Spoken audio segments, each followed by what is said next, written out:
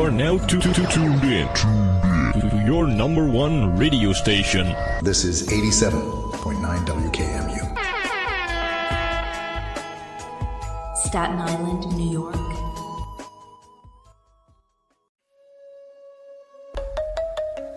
Good morning, Earth. It's time to get up. And the day ahead. Let's make it count. Good morning, Earth. It's time to wake up. Sky and Blue are having technical difficulties and will be returning next week with a brand new episode. But don't worry, we've got something special for you today. Here are some of our favorite moments from the beginning. Let's make it count. Our first clip comes from our JFK Miniseries, where Blue takes us back to that fateful day in Dallas. Listen as she sets the scene with her signature storytelling style, transporting us to November 22nd, 1963, when everything changed.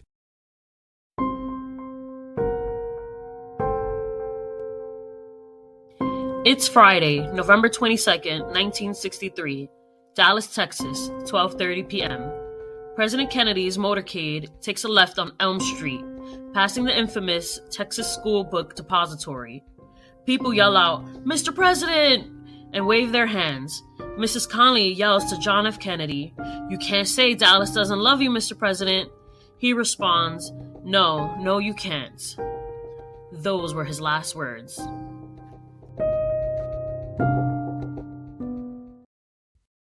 Next up, we head to the rooftop, where Sky shares an unforgettable UFO sighting that left him absolutely stunned.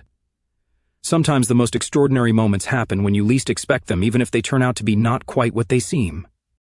I think you would see a lot of weird shit. Is this the same rooftop that we had that I had the fake UFO exciting? That's probably, yeah. Yo, that's the only real rooftop. It's the best view in New York City. Yeah, Like, I wish I could take all of you guys there. I know Red has been there. Yeah. Sky has been there. Yeah, you have been there. You know that it's rooftop in was talking about. Brooklyn. So one time we went up there and we were smoking and we had a couple cans. And I look up and I see this gray shiny thing in the sky.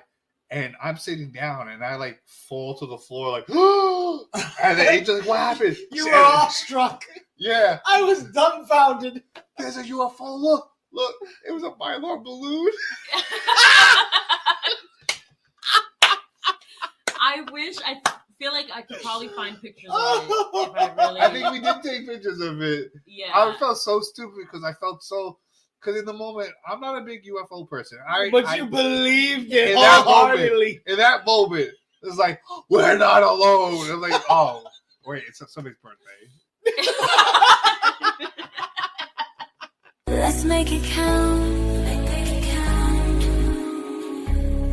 From our Halloween special, here's a chilling tale that hit Blue right in the feels. This story about a desperate plea for help hidden inside Halloween decorations will remind you that sometimes the most horrifying stories are the ones that are true. Well, we still got like 10, 15 minutes. Okay, so in Oregon, Julie Keith opened a pack of Halloween decorations from the year before. There was a handwritten note inside. The package actually came from China. It came from Shenzhen, China. I hope I'm pronouncing that even closely correct. The letter was asking for help because he was in a work camp and he had to work all day and night, no days off, and they had to make 15 toys every day. So he said, if you find this, please contact the Human Rights Organization. So a couple months later, they actually went in and they found him and they got him and everybody else out. And that, another Halloween thing.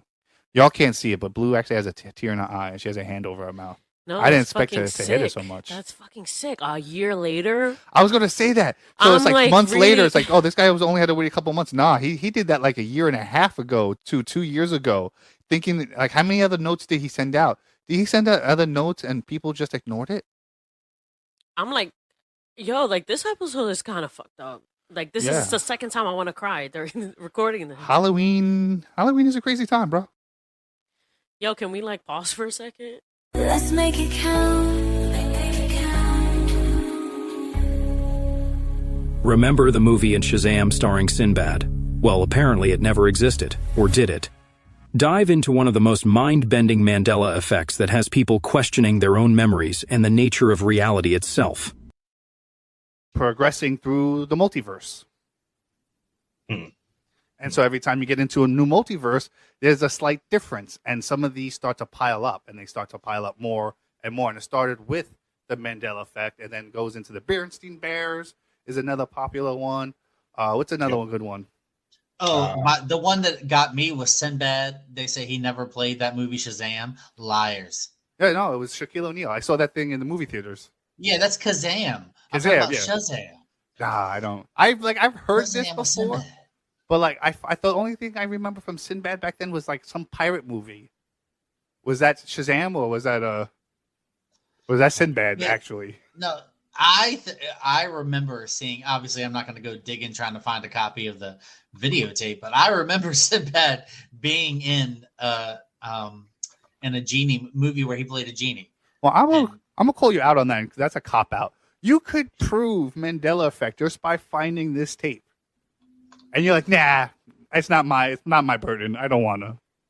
No, I mean it's not going to give. If I find it, I'm not going to magically, fix the world with my finding the videotape. Well, it's not going to prove anything different. Well, who knows if you could prove a little bit magic in life where it's different than what you expect, then maybe you can make it better then. You know what I'm saying? If you can make changes, why not make changes for the better? Well, that's in my theory anyway. That doesn't really go along with what you guys. I mean, there's a picture. I feel like there's this picture that's on IMDb right now of Sinbad dressed as a genie with electricity coming out of his hands is from that movie. So is this like the same like superhero Shazam, or is this a different Shazam? No, like he was like a genie. Oh, so it was like a parallel universe of Kazam. It was one of those family movies where he just had he was Shazam. That was the name of the movie. He was just a genie. In this movie, do you remember a kid making it rain candy from the sky? In my head, the only thing that really stands out is the cover with like a pink or purple outfit on. And it wasn't like that Shazam with Shaquille O'Neal. I mean, Kazam with Shaquille O'Neal. It was different. That's such a weird one. Let's make it count. Here's a deep dive into the dark origins of some of our most common superstitions. So hearing about Friday the 13th, I'm like, oh, well, why do people avoid stepping on a crack or walking under ladders? And I learned that that's not just a Friday the 13th thing. Like, people are afraid of ladders and cats and stuff and stepping on cracks for a long time. So the ladder thing came from ancient Egypt, and that in the pyramids they have like ladders, so like the dead spirits, it helps them get to heaven. Oh, like a gateway. But like the ladder, when it's propped on a wall, creates this triangle, and people believe that evil spirits, like spirits good and bad, live in these triangles, and so they avoided triangles to not disturb the spirits. Like, sorry about the Harry Potter, another reference to Harry Potter, but like those mirror doors that had portals behind the sheets that Sirius Black like fell into and died, like sort of like that. Mm-hmm. Yeah. Maybe that's why they have triangle pyramids too. Like there was a way I don't know. So do you think? And that's why like Illuminati is like a triangle symbol. Like, but, I don't know. Everyone thinks that the pyramids was built to house the pharaohs. Mm-hmm. To this day, there has been no tomb or bodies found inside any of these pyramids. Yeah, that's crazy, right? But maybe it was just a giant gateway to the underworld. Because if you look at it, it's three triangles, four triangles. And and then makes a giant triangle. It's true. And then isn't it true that we don't know how they even built the pyramids back then? No, and some people actually think they're actually a lot older than we think. Yeah, and then the step on a crack and break your mother's back, I found out some crazy shit. Oh yeah, I remember now you told me this one. That it's like this rhyme that kids used to say and stuff. So, like everybody, every generation has their song, like the patty cake and all that stuff. Yeah. And so the original lyrics were like, "Oh, step on a crack, marry a black person." Like that was like one of the lyrics. So you're telling me don't step on a crack, you'll break your mother's back was a redo to be politically correct, Yeah, I guess so. Yep. and they made it rhyme because that doesn't rhyme. Step on a crack, Is- marry a black. Oh, maybe that's how it goes. Step on a crack, marry a Yeah, black. Wow. I know. Like, really, like, what? No wonder I have you because I've stepped on way too many cracks. Like I was like, yeah, my mom, she sucks. She punished me for no reason. Step on these cracks. I stepped on a lot of cracks. Actually, all her kids, well, except one, I guess, ended up with a person of color. Well, no, your sister has a Puerto Rican daughter. Well, my sister is Puerto Rican, Oh, but yeah, her daughter's I think half her black. dad did. Yeah. right? We all had relations with people with melanin. Yes. Let's make it count. Make it count. Ever wonder what really goes on behind the scenes in your favorite restaurants? This clip from our Restaurant Secrets episode will make you think twice about that a fresh, never frozen claim. Some truths are harder to swallow than others. Things you don't know about the food industry. It's quite often frozen food. Yeah, Yes, most likely. that fresh, never frozen crap. BS. I've never seen food that's not at least something in the Something restaurant frozen. frozen. Yeah, they have to because you it'll gotta go bad. preserve it. Yeah. Unless you're Also, gonna salt the meat. also, your food has probably touched the floor and somebody threw it back in the fryer. Little floor spice makes it I'm taste not nice. gonna lie, I've seen it happen. Like, oh, I dropped this, throw it back in the fryer. Or they accidentally put sauce when you ask for sauce on the side. They probably dropped it back in the fryer to take the sauce off. I've seen that. Yeah. Okay. Or like one time I had a manager put his fingers in my customer glasses of soda. Why would anybody do that? And then you know what he He said? was- Why I would you actually- do that? I Why would was actually- a anybody bad do that? manager. I actually emptied them out and refilled them. And he's like, "Wow, I'm giving you respect because I would have just sent that out like as is." Did someone cut? Someone should cut that man's fingers off. I'm sorry. Yeah. Listen, I'm sorry. Cut that man's fingers off. Cut them off. He Just was pretty terrible. with a scissor too. Yeah. Why would you do that? That's disgusting. Like, Some where of have your your- yeah. hands been? Some of your favorite chain places microwave quite a bit of your food. Yeah, you know what? They Listen, microwave it in a bag too. Let's make it count. Make it count. Paranormal joins us with a captivating biblical tale about King Solomon's encounter with the mysterious witch of Endor. Sometimes wisdom comes from the most unexpected places, and even kings must humble themselves before the mysteries of the spirit world. Once upon a time, in the ancient land of Israel, there lived a wise and powerful king named Solomon. He was renowned for his wisdom, but he faced a great challenge that would test his abilities and his faith. In those days, there was a woman known as the Witch of Endor. She was rumored to possess mystical powers and a deep connection to the spirit world.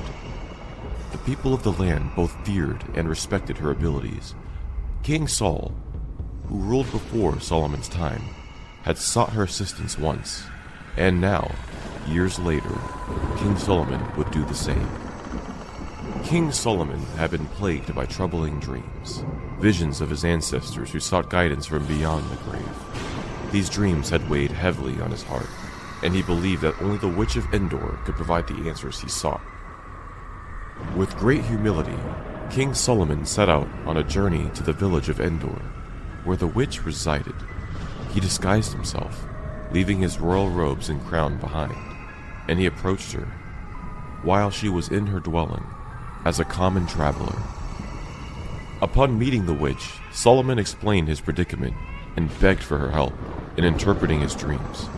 The Witch of Endor, recognizing the sincerity in his eyes, agreed to assist him. She prepared her incantations and summoned the spirits of Solomon's ancestors. In the flickering candlelight of her dimly lit hut, the spirits appeared, one by one. They all shared wisdom and guidance with King Solomon, revealing the true meaning of his dreams and offering him reassurance. Overwhelmed with gratitude, King Solomon thanked the Witch of Endor for her invaluable assistance. He returned to his kingdom with a newfound clarity, and he used the knowledge gained from the spirits to bring prosperity and justice to his people. The story of King Solomon's encounter with the Witch of Endor became a legend, a testament to the power of wisdom, humility, and the belief that sometimes even in the most unexpected places, answers to life's most profound questions can be found.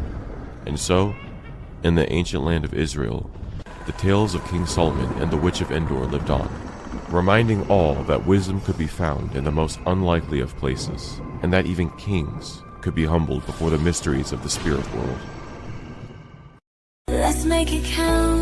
Make it count. Natural trivia. Dan joins our Paranormal Pursuits game show, where Blue tries to navigate questions about Jewish traditions, Halloween colors, and more. Watch as honesty becomes the real challenge when you already know the answers. So we got Monster Mash, Samhain Mysteries, Halloween Heritage, The Dead Files, or Cinema of Horrors. Let's go with The Dead Files. What Jewish tradition invokes watching over the deceased until burial? Is it A. Shiva, B. Kaddish, C. Shaman, or D. Ta'ara? Phantoms? I'm just guessing. I'm going to guess with B. Kaddish? I'm sorry, that is incorrect. Blue, you got a chance to steal 4 points. The answer is on the back of that card. So I was in a dilemma, and you didn't notice, but I was here with my mouth open, like, what do I do? Because I can't answer if I know the answer already. I'll do honor system. Were you going to answer this? I probably, when I heard Shiva, I was like, oh, you were going to answer Shiva before. Yeah. So I'm not going to give you that, but thank you for being honest. I really appreciate that. The correct answer is Shaman, which literally means watching. Oh God! I was like, "Do I cheat?" She's like, "I'm gonna cheat." I wanted to cheat. I wanted to, but I can't. So, Boo, that means you now have control of the board. What's it gonna be? I think we did everything, but I'm gonna try Cinema Horrors. Cinema Sins. Here we go. Should we test the buzzers again before we do another question? Well, that one works. Doodoo face. What? What the fuck? I'm scared. Nope. I changed her name to Doodoo Face. What 3 colors are traditionally associated with Samhain? Are they red, white, and blue? Green, gold, brown? Pink, yellow, turquoise? Or orange, black, purple? Doodoo face? Doodoo face, it's on you. The green, brown, and gold? That is incorrect. You got a chance to steal on Phantoms. Do you need to hear the answers again? Damn. No, it's orange, black, and purple. I felt like it was correct, too sir. obvious. But it's based on Halloween. Yeah, of course. Let's make it count. Make it count. Finally, we wrap up with an in-depth discussion about the legendary Mothman alongside our friends from Game for a Movie. When sightings span over 2,000 years, at what point do we stop calling it a myth and start calling it evidence? So, Blue, you were before the show. Do you believe in before the show? Do you believe in any Bigfoot stuff, cryptic stuff like this? I mean, sure, yeah, but there's no evidence, whatever. right, yeah, kind of like I'll listen to the stories, but I haven't seen anything myself. So What do you I think that I'm gonna walk around kind of with my, looking Eyes to more the at the sky. sky. Yeah, eyes to the sky. Yeah, definitely. Or when there's something tragic happens, I'm gonna try to see in the background if there's any. Like everyone evidence. take pictures. Yeah, Take or like pictures. some Right. fucked up shit is happening, you're gonna see me looking around everywhere instead of like Great. at the tragedy. Great. I'm gonna get hit by a car. She's gonna sit there looking at Yeah, the sky. we'll be looking at the Start sky calling as it 911. happens. Like, bitch, call Taking a 911. picture of the monster truck and then realizing, oh, that monster truck's coming towards me. Right. Yeah. Oh. Yeah. I don't know. This Crazy. was kind of creepy. Yeah. Yeah, Definitely one of those it's- episodes that left me fucked up a little bit. Yeah, right. It gets you thinking, and I love that feeling because, like I said, I don't know if I necessarily believe in Mothman or not, but I believe enough that people have seen something. Yeah. And that there's something there. So then I'll have to ask then if let's think about it logically. because the story from the Mahabharata comes back from 300 BCE. So we're talking about 2,000 years of descriptions of things doing the same thing, looking the same way, but at different times. Are you sure you really say that you don't know if it really exists? Because it's not. I can understand one or two things like people describing, and you happen to describe a UFO. Oh, that's a UFO, and you didn't know what it was. But the majority, for all these people and things and pictures to show the same looking thing, Yeah. God, I don't know if we could say like it doesn't exist anymore. I think it has to go in the it exists, but we need evidence of it. So That's how I'm gonna put it. Oh, we should do that. That should be a segment. What? Does it exist? Does it exist? Does it exist? Let's take it out of the three. Blue. Does it exist or not exist? The Mothman? Yes. Or some variation that we talked about. You can say no. I don't know right now. You need more evidence. I yes. need more evidence. No, that's fair. I That's like good. the I like idea of it because it's creepy and it could be a warning, like to stay home. That's a great way of putting it. I like the But- idea of it. Yeah. Yeah. But I don't know. Until I see it myself, I'm going to keep being like, well, I believe that you saw it, but I don't know if I believe it. So, Mike, for you, Mothman. I think I have to believe it. And it's just there's too many people with too many different backgrounds that claim the same thing. I think what I'm saying, like, I don't know if I necessarily believe it. It was more so like I need more proof of it, but I do believe it's something. Yeah. Whether it is Mothman or not, I believe in something. And I think it's a Mothman or Garuda or anything like that. Because it's just too many reports of the same thing.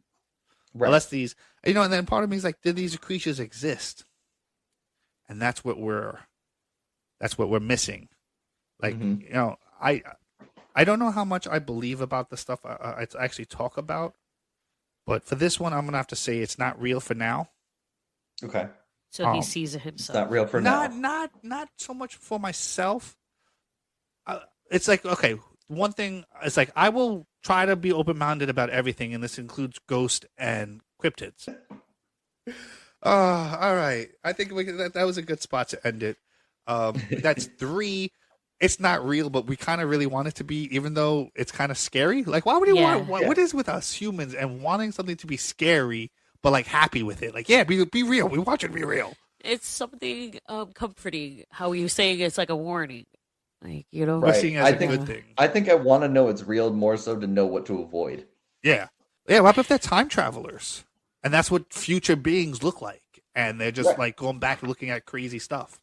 Like you want to see 9/11? Yeah, let's go to see 9/11. Like it's gonna be like that eventually. It's true. The billionaires in the future are the ones paying for these experiences. That shit's crazy. All right, so we're gonna wrap it up there. Thanks you again, Mike, for showing up and having a very eye-opening. Because I love when people tell me stuff I don't know. Usually, I tell people stuff and they're like. They don't tell me nothing, but yeah, I know. Right. You taught me about Garuda, so like it's the feeling is mutual here. Yeah, cool. And then tell everybody once again where they can find you. You can find us everywhere. Game for a Movie. That's really it's everywhere. X/Twitter/ whatever. Instagram, Facebook. We're on Blue Sky. We're on Threads. No, we're Blue Sky. Blue Sky, exactly. Yes, yeah. We are literally everywhere as Game for a Movie. And that's been it for this today. I don't know what to say. As always.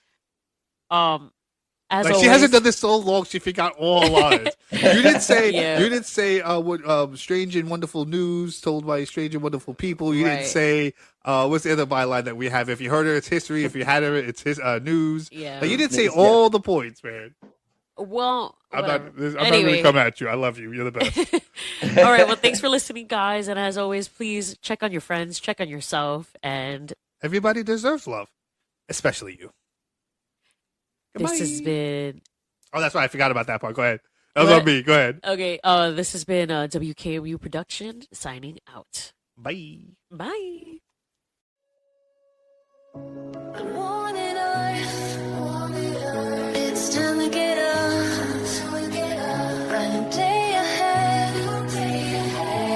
Let's make it count.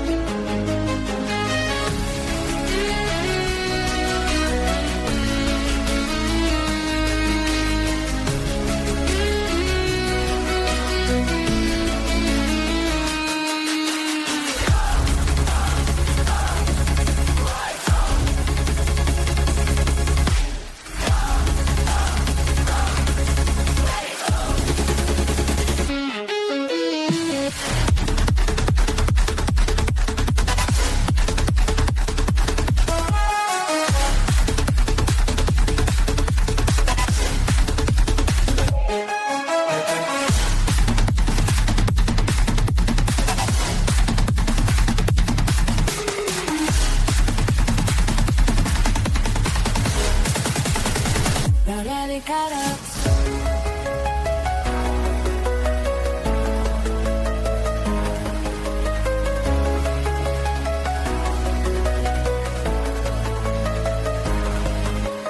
Ooh, feel the light. Ooh, touch the sky.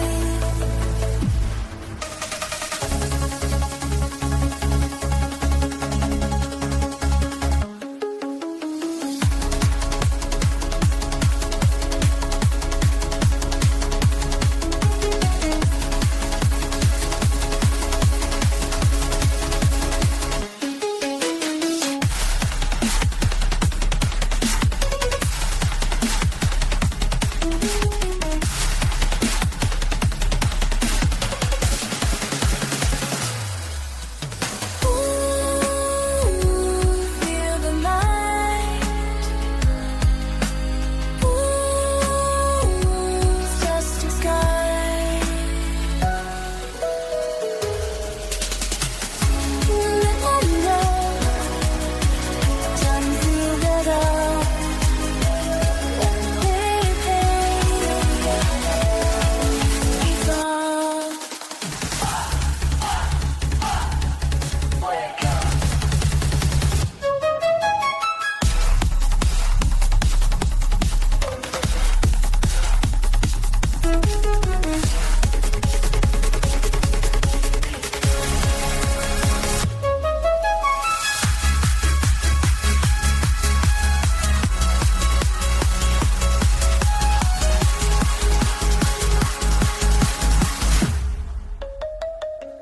Good morning, Earth. It's time to get up. Brand new day ahead. Let's make it count.